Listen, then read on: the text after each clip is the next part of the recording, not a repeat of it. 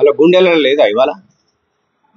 మా దగ్గర మా ముఖ్యమంత్రి దగ్గర ఏ ఎమ్మెల్యే అయినా ప్రజాప్రతినిధులం మేమైనా ఎవరైనా బాధాప్తా వెళ్ళొచ్చు. మేము మీ నాయన కానీ నువ్వు కానీ ఎప్పుడన్నా ఇచ్చినావు అపాయింట్మెంట్ వాళ్ళకి ఇచ్చిన ముఖాలా మీ ఎప్పుడన్నా? ప్రజలకు ముఖాలు చూపించలే, గెలిచిన నాయకులకు చూపించలే మీరు ముఖాలు.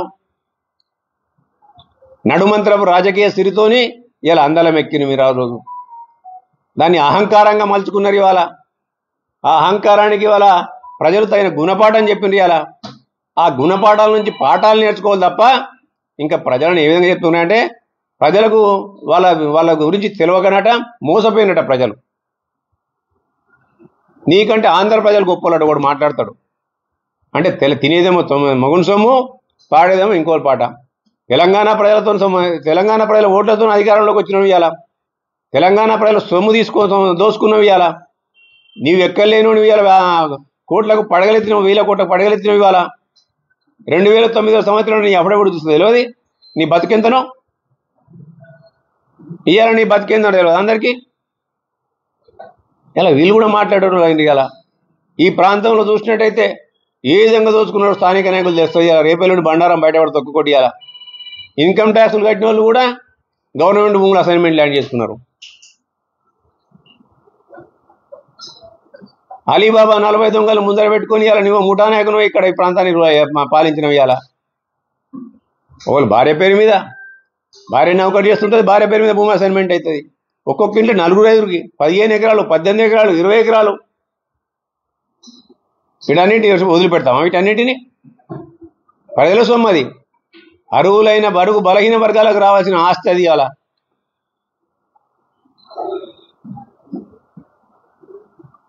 ఇటువంటి ఇప్పటికైనా వాళ్ళందరికీ కూడా నేను ఒకటే విజ్ఞప్తి చేస్తున్నా, రాజకీయ అవగాహనతో మాట్లాడండి. రాజకీయ అవగాహన లేకుండా చిల్లర మల్లర రాజకీయాలు మాట్లాడితే, చిల్లర మల్లర ఆరోపణలు చేస్తే ప్రజలు తగిన గుణపాఠం చెప్తారు, మీ స్థానం ఏందో ఎక్కడుందో చూపిస్తారని చెప్పి అలా హెచ్చరిస్తున్నాను. ఐటీ కానీ ఇవన్నీ కూడా కేంద్ర సంస్థలు నిఘాలో ఉన్నాయి, కేంద్ర ప్రభుత్వం అధీనంలో ఉన్నాయి. వాటిని వాళ్ళ అడుగులకు మడుగులకు తీర్చుకోవచ్చు అని చెప్పి ఇవాళ చేయ ప్రయత్నంలో ఒక కుటిల ప్రయత్నం అది. అలా నిజాలు నీకు తెలుసాలి. ఇవాళ తెలంగాణ ప్రజల సొమ్ము అది, చెమటోడ్చిన సొమ్ము, ట్యాక్స్ కట్టిన సొమ్ము, మన సొమ్ము మనకు. దానికి ఎవరు దీనికి అందరికీ ఈ అన్యాయానికి ఈ అన్యాయానికి ఈ ప్రజల యొక్క ఆక్రందన కారకులు ఎవరని చెప్పి నిజం తేల్చాల్సిన పరిస్థితి బాధ్యత మా పైన ఉంది కదా. ఇలా ఆ రోజు రేవంత్ రెడ్డి గారు ఆయన మామూలుగా పీసీసీ అధ్యక్షుడి నుంచి మొదలుకుంటే ఇలా ముఖ్యమైన ఆ రోజు చెప్పిండు ఆయన దీన్ని సిబిఐకి ఎంక్వైరీ అని చెప్పి కోర్టు రిట్ కూడా వేసారు. మరి అప్పుడు బీజేపీ అధికారంలో ఉన్న బీజేపీ అప్పుడు కూడా అధికారంలో ఉంది కదా, మరి అప్పుడు ఎందుకు మేము చేస్తామని చెప్పి ముందుకు రాలేదు? ఇవాళ వచ్చి మాకు సిబిఐకి అప్పచెప్పండి ఎందుకంటారు? అంట్లో ఇందేదో రాజకీయం ఉంది. ఇక్కడ మన దగ్గర ఉన్న బండి సంజయ్ హరీష్ రావు మంచిగా ఉంటాడు అంటే కేటీఆర్ లంగన్నట్టే కదా, కేసీఆర్ లంగన్నట్టే కదా, అంటే హరీష్ రావును తీసుకుపోతున్న ఉద్దేశం ఉన్నట్టే కదా. ఈ నంగరాజు కబురండి మాకు చెప్తారు మీరు. మీ దగ్గర ఏముందో మాకు తెలియదా? మీ తెలివి ఏందో తెలియదా? మీ దొంగ తెలివి.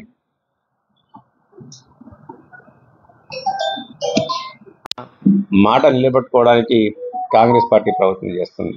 ఒకవైపు ఇచ్చిన మాట ప్రకారం ఇలా డిఎస్సి నోటిఫికేషన్ ఇచ్చినాం, అదే మాదిరిగా గ్రూప్ డే ఇస్తున్నాం. ఈ రాబోయే అసెంబ్లీలో జాబ్ క్యాలెండర్ కూడా డిక్లేర్ చేసి మేము జాబులు కూడా ఇవ్వడానికి సిద్ధపడుతున్నాం. ఒకవేళ సంవత్సర కాలంలో 2 లక్షల ఉద్యోగాలు కూడా ఇస్తామని చెప్పడం జరిగింది. అలా గత ప్రభుత్వం కేవలం హామీలతో పబ్బం గడుపుకున్నది.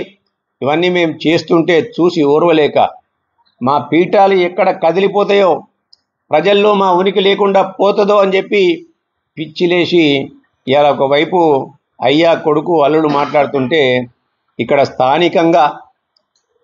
స్థానిక నాయకత్వం కూడా వాళ్ళ దోపిడీకి అడ్డుకట్టపడ్డది.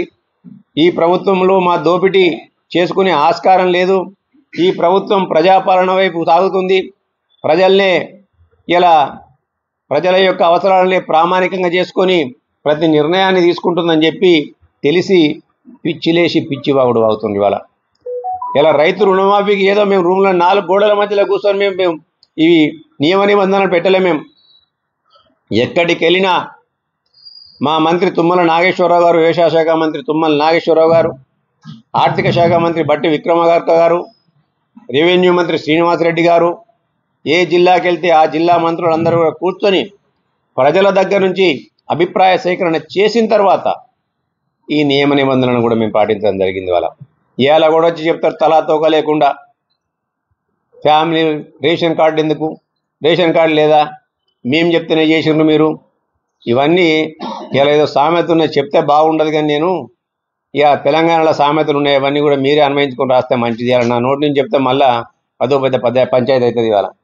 కాబట్టి దయచేసి ఇవాళ ఒక తలా తోక లేని విమర్శలు ఇవాళ వాళ్ళకి బీఆర్ఎస్ ప్రభుత్వం మతి భ్రమించి మాట్లాడుతుంది. ఇవాళ అక్కడ నాయకత్వం కూడా మతి భ్రమించి మాట్లాడుతుంది. ఇవాళ ఈ యొక్క నియమ నిబంధనలన్నీ కూడా మేము రైతుల నుంచి ఎవరైతే కష్టపడి ఆరుగాలం కష్టపడి వ్యవసాయం చేసినరో వాళ్ళకి ఏ అవసరాలు ఉన్నాయో, ఏ అవసరాలు ఏ నియమ నిబంధన పెడితే వాళ్ళ రుణం పోతుందో వాళ్ళు చెప్పిన తర్వాత ఇవాళ వాళ్ళందరితోని అధికారులతో అందరితో సమీక్షించి నియమ నిబంధనలు పెట్టడం జరిగింది.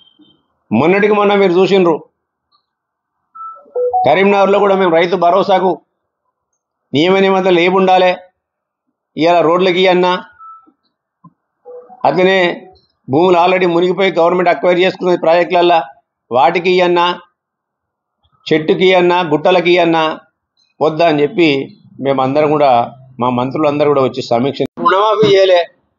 మేము రుణమాఫీ చేస్తుంటే ఇవాళ పరిస్థితి ఏందో తేటతలం పోయి వాళ్ళు ఇలా పిచ్చుకోవాడు అవుతుంది. ఇవాళ మేము ఉద్యోగాలు ఇస్తున్నాం, నోటిఫికేషన్లు ఇస్తున్నాం, వాళ్ళు ఇవ్వలేదు. ఇలా నిరుద్యోగ యువత అంతా కూడా ఎక్కడ మళ్ళీ ఇలా కాంగ్రెస్ వైపు వెళ్తాం అని చెప్పి మళ్ళా దొంగ దీక్షలు దొంగ ఉద్యమాలు చేస్తాను ఇలా కొందరితో. ఇవాళ వీటన్నింటిని కూడా డిఎస్సి చేయిస్తే దానిలో కొందరిని చొప్పిస్తాను. ఇవాళ గ్రూప్ 1 గ్రూప్ 2 వేయిస్తే అలా కొంతమందితో నచ్చి చేయిస్తాను. ఇవాళ అంటే మీరు నోటిఫికేషన్లు ఇవ్వలేదు, ఇచ్చిన నోటిఫికేషన్లు అన్నీ కూడా దొంగ నోటిఫికేషన్లు, ఏదో ఒక బహానా పెట్టి వాటిని కూడా క్యాన్సిల్ చేసిండ్రు. మీ బతుకులన్నీ కూడా పేపర్లు అమ్ముకున్న బతుకులు. ఇవాళ అదే గ్రూప్ 1 మేము మంచిగా కండక్ట్ చేసినాం. ఇవాళ ఇలా చేస్తే ఈ రేషియో చేయాలి, ఏ రేషియో చేస్తుంది, దేనికైనా ప్రామాణికాలు ఉంటాయి, ప్రాతిపదిక ఉంటుంది. ఇలా 1:2 యూపీఎస్సీ కూడా ఉంటుంది ఒకటి, ఐఏఎస్ ఐపీఎస్ ఈ రేషియోలో తీయాలని చెప్పి నువ్వు చెప్పిన రేషియో కాదు. ఇవాళ దేనికైనా ఒక ప్రామాణికం ఉంటుంది, ఈ రేషియోలో మీరు 1:3, 1:4, 1:5, 1:10 తీస్తారు. 1:1000 తీయాలి, 1:100 తీయాలని చెప్పి కొంతమందిని ఎంకరేజ్ చేసి నువ్వు చెప్పిస్తే దేనికైనా కొన్ని ప్రామాణికలు ఉంటాయి, పద్ధతులు ఉంటాయి. ఆ పద్ధతి ప్రకారం పోతారు ఎవరైనా. ఇలా వీటన్నిటి కూడా దొంగ దీక్షలు చేయించుకుంటా ఇవాళ నువ్వు చేయడం అమ్మ పెట్టదు ఇంకోటి చేయని అన్నట్టు ఇవాళ బీఆర్ఎస్ ప్రభుత్వంలో ఉద్యోగాలు ఇవ్వలే, ఇలా నీళ్లు ఇవ్వలే, నిధులన్నీ మాయమైపోయినాయి. ఇలా ఇటువంటి రాజ్యంలో అటువంటి రాజ్యంలో ఇలా ప్రజలు గమనించిన తర్వాత ప్రజారాజ్యాన్ని తీసుకొచ్చుకున్నారు. ఇవాళ దానికైనా ఇప్పటికైనా కేసీఆర్ గారు కానీ కేటీఆర్ గారు కానీ హరీష్ రావు గారు కానీ వారి వందిమాగాదులు కానీ బుద్ధి తెచ్చుకొని మంచిగా మసులితే మంచిది. ఇవాళ ప్రజలు మిమ్మల్ని మీ గుణపాఠాలను వాటి నుంచి పాఠాలు నేర్చుకుంటే ప్రజలు మిమ్మల్ని ఆదరించే అవకాశం ఉంటుంది. ఇలా నీ అవసరాల కొరకు ప్రజలను వాడుకొని మళ్ళీ ప్రజల్నే తిన్నింటి వాసాలు లెక్క పెడితే ప్రజలు తగిన స్థానాన్ని మీకు చూపించని తెలియజేస్తుంది. గ్లాస్ హౌస్లలో కూర్చోనో ఏసీ రూమ్లలో కూర్చొని మా పరిపాలన కొనసాగుతలేదు. ఇవాళ తెల్లారులేస్తే ప్రజల మధ్యలో ఉంటారు, మా మంత్రులు ప్రజల మధ్యలో ఉంటాం, మేము ప్రజల మధ్యలో ఉంటున్నాం. ఇక్కడ నుంచి ఎన్నికైండో సన్యాసి ఇంతవరకు ప్రజల కష్టాలలో పాలు పంచుకోవడం లేదు. ఏమున్నా ట్విట్టర్లు ఎక్స్ వేదికలు ఉత్తరాలు తప్ప ఇంకోటి లేదు. ఆయనకు ప్రజలతో చర్చించిన మామన బోలే ఇప్పటికీ ఈ సిరిసిల్ల ప్రాంత ప్రజలకు ఏ అవసరాలు కూడా ఆయన మాట్లాడతలేడు. ఇవాళ కానీ తెల్లారు లేస్తే మాత్రం ట్విట్టర్ వేదికగా వీటి వేదిక మాట్లాడుతండి, అలా ఉత్తరాలు రాకుండా మాట్లాడుతండి. అలా ఇక్కడ సమస్యల గురించి సమస్యలు ప్రజలతో మమేకమై ప్రజా సమస్యలను పరిష్కరించే దిశగా వారు ప్రయత్నం చేయట్లేదు. ఎంతసేపు ఒక గాలి మాటలు మాడి ఒక బట్ట కాల్చి మీదేసి దాని మీద చేయాలని ప్రయత్నం చేస్తారు. ఇటువంటి చిల్లర మల్లర రాజకీయ విమర్శలకు ఎవరు కూడా భయపడేది లేదు. నువ్వు అధికారంలో ఉన్నప్పుడే నీ తాటాకు చెప్పులకు మేము బెదలలే. ఇవాళ మేము అంతకంటే కూడా బెదిరే అవసరం లేదు. ఇవాళ అధికార యంత్రాంగాన్ని అంతా కూడా అప్పుడు నీ గుప్పిట్లో పెట్టుకొని ఇలా పోలీసు వ్యవస్థని గుప్పిట్లో పెట్టుకొని మా యొక్క కార్యకర్తల పైన అప్పుడు అనేకమైన అక్రమ కేసులు పెట్టినప్పుడు కూడా మేము భయపడలే. అప్పుడు ఇప్పుడు ఎందుకు భయపడతాం?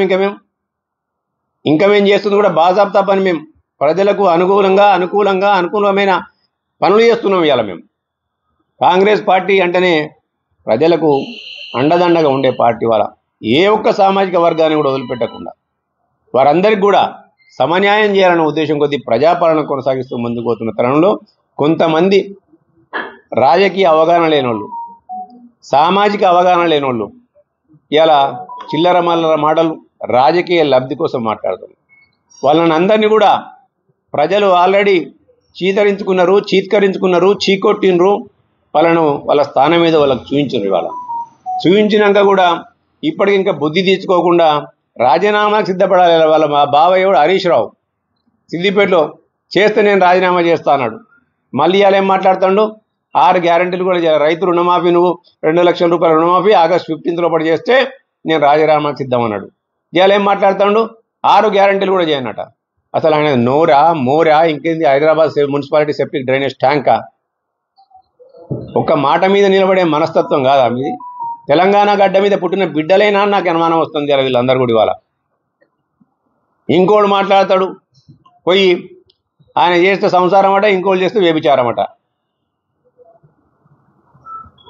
తీసుకుపోయి మొత్తం మందిని తీసుకుపోయి జమ చేసుకున్నావు కదా. అప్పుడు మళ్ళీ ఇలా మా వాళ్ళని తీసుకుపోతున్నావు అంటే మీ వాళ్ళని వచ్చి పలిపాకెత్తారా? వాళ్ళే వస్తాను. నువ్వు చేస్తే నువ్వు సంసారం అయింది, మేము చేస్తే వ్యభిచారమైన. అది నువ్వు తౌడు తింటేనే రుచి తిన్నావు, మేము తౌడు తింటేనే గతిలేక తిన్నాం మేము.